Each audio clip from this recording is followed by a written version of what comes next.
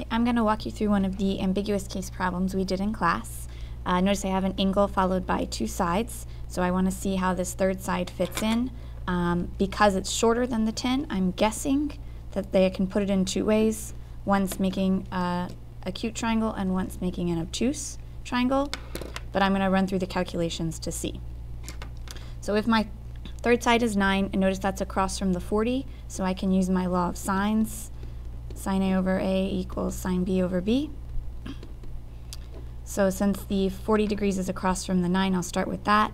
So I know that sine of 40 over 9, and then 10's the only other side I have, which is across from angle F, so I'll say that equals sine of F over 10. Now to solve, I cross multiply, so 10 sine 40 equals 9 sine F. To get F by itself, I need to cancel out this 9, so I'll divide by 9. And that will leave me with sine F. So in my calculator, let's make sure we're in degree mode, which I am. And I'm going to do 10 sine 40, close my parentheses, and divide by 9. And I get 0.714, and I'll put dot, dot, dot, because I don't want to round that decimal. Now to get F by itself, I have to cancel out the sine. So I'm going to do sine inverse. So in my calculator, I can just do sine inverse, or second sine, of that answer. And I get 45.578.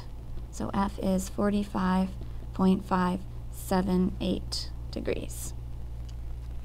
Now, right here, I have to be careful because since I was using sine to solve for the angle, we know that sine is positive, or all students take calculus. Since sine is positive in the first and second quadrant, I'm always going to get two answers.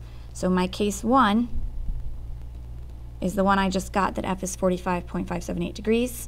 But I also have to consider case 2, which is the second quadrant angle, and that would be 180 minus 45.578 degrees. So I'm going to do 180 minus that answer, and I get 134.421 degrees. Okay, so what this means, and I'm going to check and make sure they both work, but what this means is these two triangles I have, the green one and the purple one, one of them has angle F being 45 degrees, approximately, and one of them has angle F being 134 degrees, approximately. And you can see that that kind of makes sense if I swing the side in, that I'm going to have a bigger angle there. So just so this picture doesn't confuse me, I'm going to go ahead and draw my two triangles for case 1 and case 2. This was 10 and 49, and we got 45. And in case 2, and actually I'm not even going to bother drawing it to scale because it's easy for me to draw an acute triangle. So let's say 10, 9, 40, and this would be 134, approximately. Now, I can check and see if both of these work. Notice if I have 40 plus 45 is 85 degrees. Let's go ahead and actually add in the decimal. So I have 40 plus 45.578 is 85.578. Subtract that from 180. And I get my third angle is, so this is angle E, is 94.422 degrees. And then in my second triangle, I have 40 plus, what was it, 134.421. Subtract that from 180. Notice I'm almost at 180, but not quite. So technically this will work as a triangle. It would just be a really, really skinny triangle. So 180 minus that answer, and I get E is 5.579 degrees. So two possible triangles, they both work because I can both of them I can add up to 180. So then what I have to do to find my third side, side E here, is solve it in both triangles. So in the first triangle, I notice E is across from the 94.422. So I have two options at this point because I have so much information. I can go back to using law of sines, or I can use law of cosines. I'll do law of sines with this one and law of cosines with the second one. So if I wanted to use law of sines, I notice the E is across from the 94.422. So I say sine of 94.422 degrees over E equals, and let's just use the one they gave us at the beginning, sine of 40 over 9. Now again, I cross multiply 9 times sine 94.422 equals E times sine 40. To solve for E, I need to cancel out the sine 40, so I'll divide. So that gives me E equals, and let's type this in, this is 9 sine 94.422, close my parentheses, and divided by sine 40.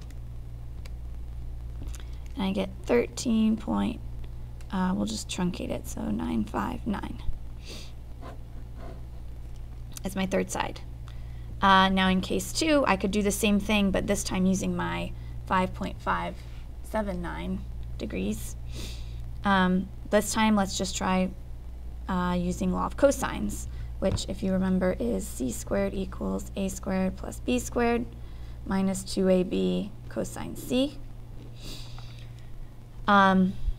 Since I'm trying to find side E here, I'll set it up as e squared, which means over here I would have to use angle E.